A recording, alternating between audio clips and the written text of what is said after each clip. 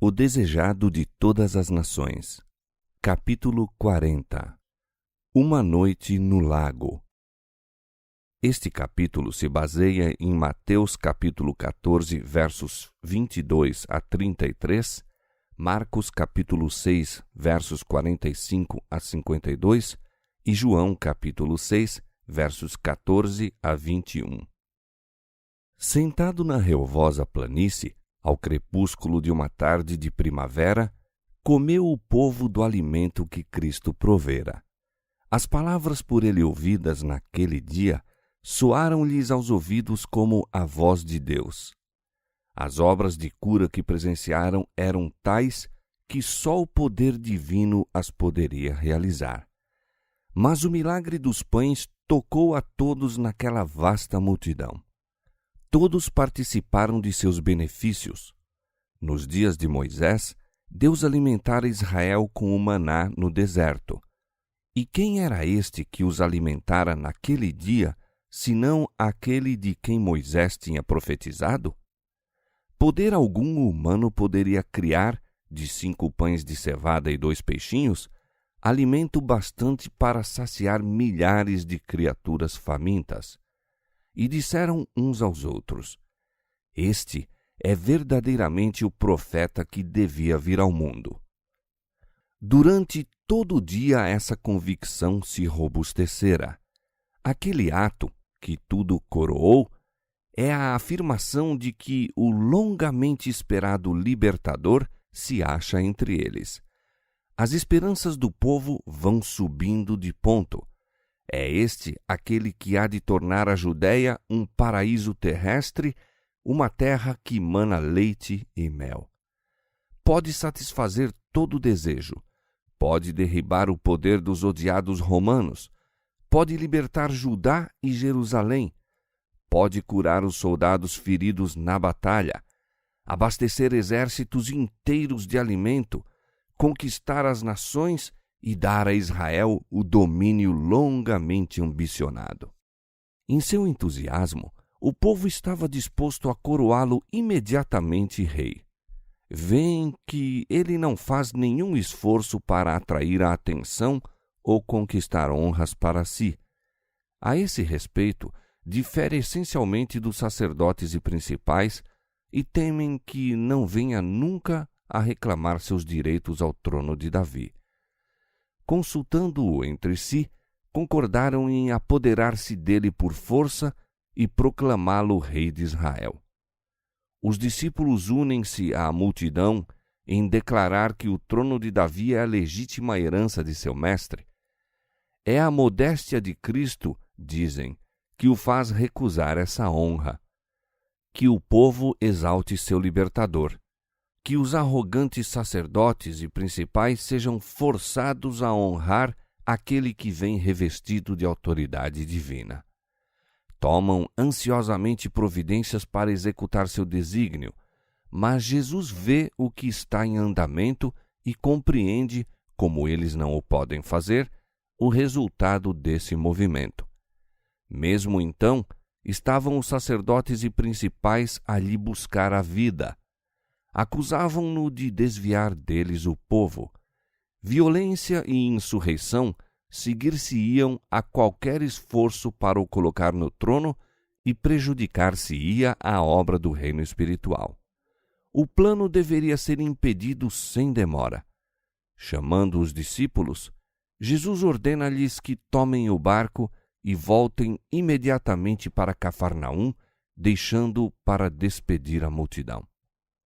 Nunca dantes uma ordem de Cristo parecera tão impossível de cumprir. Os discípulos haviam de há muito esperado um movimento popular para colocar Jesus no trono. Não podiam suportar a ideia de que todo esse entusiasmo viesse a dar em nada.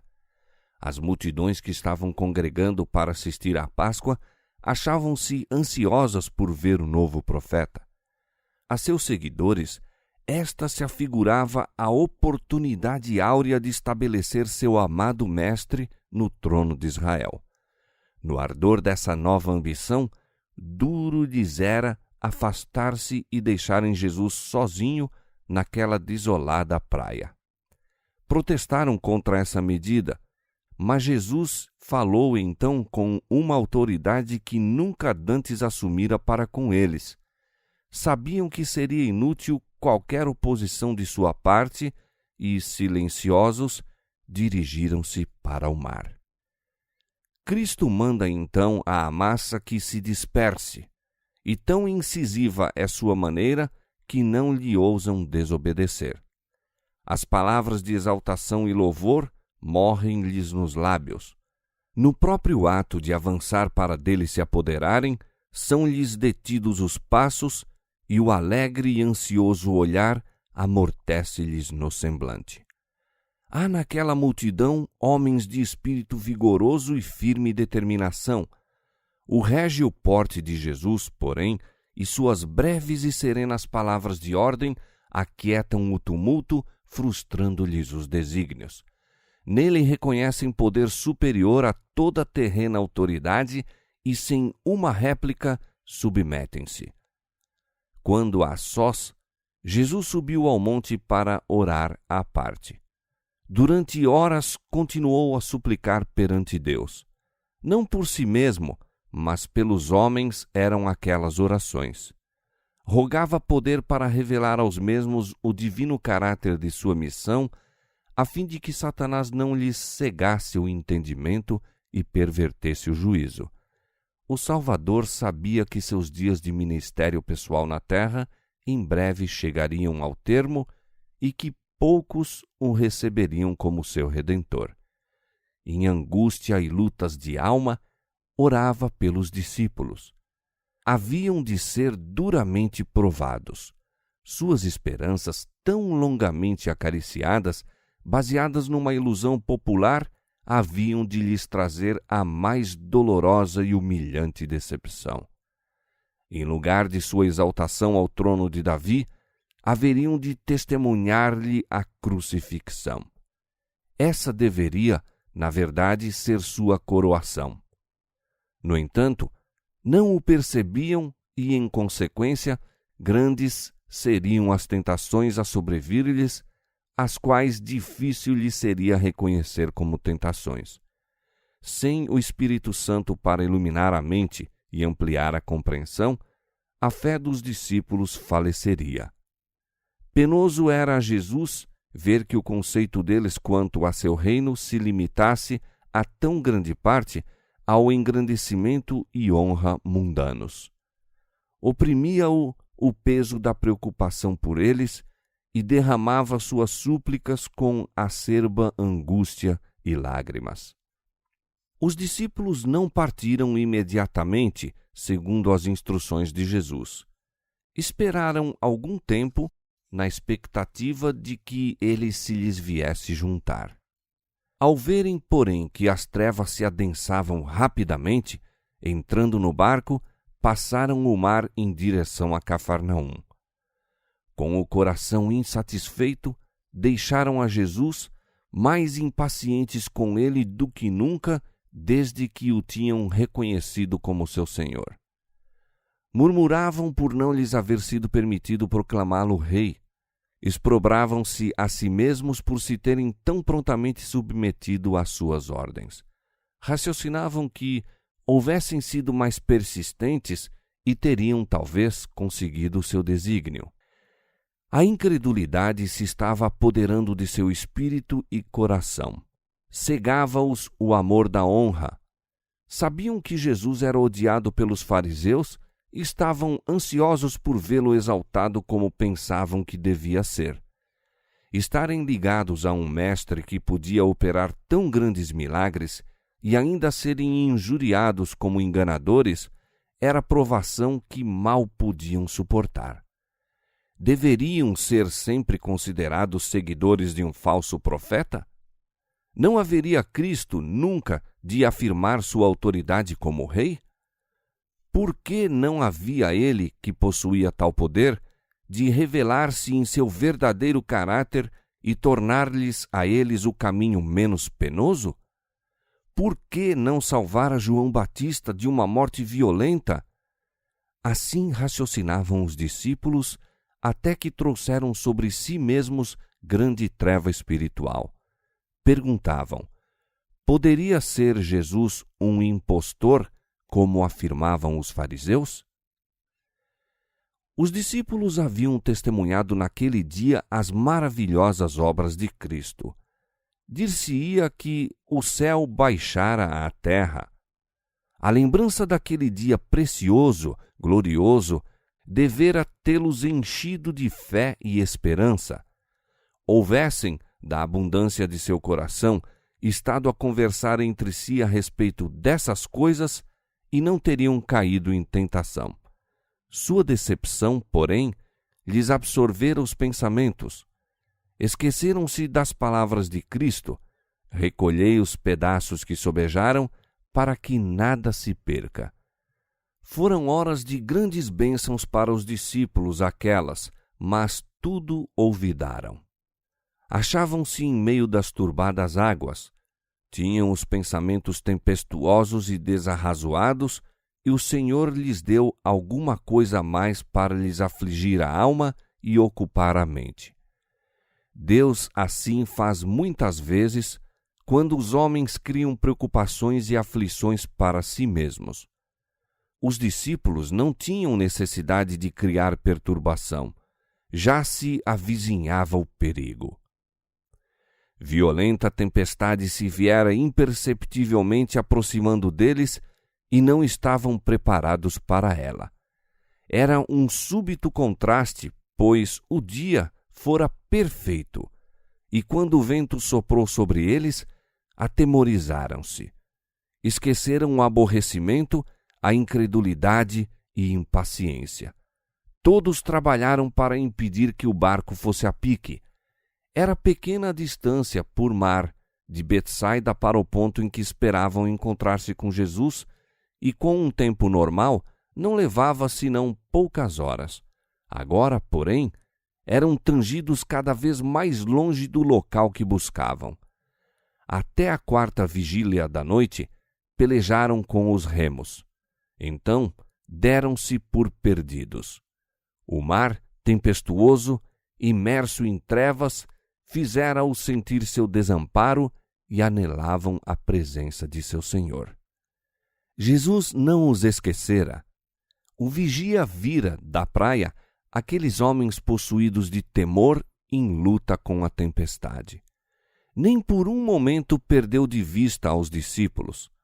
Com a mais profunda solicitude acompanhavam seus olhos o batel, sacudido pela tempestade, com sua preciosa carga, pois esses homens deviam ser a luz do mundo. Como a mãe amorosa a velar o filho, assim cuidava dos discípulos o compassivo mestre. Rendidos os corações, acalmadas as ambições profanas, e pedindo eles humildemente auxílio, este lhes foi dado. No momento em que se julgavam perdidos, o clarão de um relâmpago revela-lhes um misterioso vulto que deles se aproxima, vindo sobre as águas. Não sabem, todavia, que é Jesus. Consideram um inimigo aquele que os vinha ajudar. Apodera-se deles o terror. Afrouxam-lhe as mãos que haviam empunhado o remo com pulso de ferro. O barco ondula ao sabor das ondas. Os olhares acham-se voltados para essa visão de um homem a caminhar sobre as alvacentas vagas do mar todo espumejante. Julgam-no um fantasma a lhes augurar a ruína e gritam atemorizados. Jesus avança como se lhes quisesse passar adiante. Reconhecem-no, porém, e clamam por socorro. Seu amado mestre volve-se, sua voz acalma-lhes os temores. Tende bom ânimo, sou eu, não temais. Logo que puderam acreditar no assombroso fato, Pedro ficou como fora de si de alegria. Como se ainda mal pudesse crer, exclamou: Senhor, se és tu, manda-me ir ter contigo por cima das águas. E ele disse: Vem. Olhando para Jesus, Pedro caminha firmemente. Como satisfeito consigo mesmo, porém, volta-se para os companheiros no barco, desviando os olhos do Salvador. O vento ruge. As ondas encapelam-se alterosas e interpõem-se exatamente entre ele e o Mestre, e ele teme. Por um momento, Cristo fica-lhe oculto e sua fé desfalece. Começa a sossobrar. Mas ao passo que as ondas prenunciam morte, Pedro ergue os olhos para Jesus e brada: Senhor, salva-me! Jesus segura imediatamente a estendida mão, dizendo: Homem de pouca fé, por que duvidaste? Andando lado a lado, a mão de Pedro na do Mestre, entraram juntos no barco. Mas Pedro estava agora rendido e silencioso. Nenhuma razão tinha de se vangloriar sobre os companheiros, pois, por causa da incredulidade e da exaltação, quase perdera a vida. Ao desviar de Cristo o olhar, foi-se-lhe o pé e ei-lo a submergir-se. Quantas vezes, ao sobrevir-nos aflição, fazemos como Pedro? Olhamos para as ondas em lugar de manter os olhos fixos no Salvador. Os pés vacilam e as orgulhosas águas passam por sobre nossa alma. Jesus não disse a Pedro que fosse ter com ele para que perecesse. Não nos chama a segui-lo para depois nos abandonar. Não temas, diz-nos, porque eu te remi. Chamei-te pelo teu nome, tu és meu. Quando passares pelas águas, estarei contigo, e quando pelos rios, eles não te submergirão. Quando passares pelo fogo, não te queimarás, nem a chama arderá em ti, porque eu sou o Senhor teu Deus, o Santo de Israel, o teu Salvador. Isaías 43, versos 1 a 3. Jesus lia o caráter dos discípulos. Sabia quão dolorosamente seria provada a sua fé. Nesse incidente no mar, desejava mostrar a Pedro sua própria fraqueza, que sua segurança dependia constantemente do poder divino. Em meio das tempestades da tentação, só podia andar em segurança quando, desconfiando inteiramente de si mesmo, descansasse no Salvador. Era no ponto que mais forte se julgava que Pedro era fraco, e enquanto não discernisse sua fraqueza, não poderia compreender quanto necessitava de confiar em Cristo. Houvesse aprendido a lição que Jesus lhe buscou ensinar naquele incidente no lago, e não teria fracassado quando a grande prova lhe sobreveio. Dia a dia instrui Deus a seus filhos. Pelas circunstâncias da vida diária, prepara-os para a parte que têm de desempenhar naquele mais vasto cenário que sua providência lhes designou. É o resultado de sua diária prova que determina a vitória ou derrota deles na grande crise da vida. Os que deixam de compreender sua contínua dependência de Deus serão vencidos pela tentação. Podemos entender agora que nosso pé se acha firme e jamais seremos abalados. Podemos dizer com confiança: eu sei em quem tenho crido, coisa alguma pode abalar minha confiança em Deus e sua palavra. Mas Satanás está planejando aproveitar-se de nossos traços de caráter hereditários e cultivados e cegar-nos os olhos para nossas necessidades e defeitos. Unicamente compreendendo a própria fraqueza e olhando firmemente para Jesus, podemos caminhar com segurança. Tão depressa tomou Jesus lugar no barco, o vento cessou, e logo o barco chegou à terra para onde iam. A noite de horror foi seguida pelo raiar da aurora.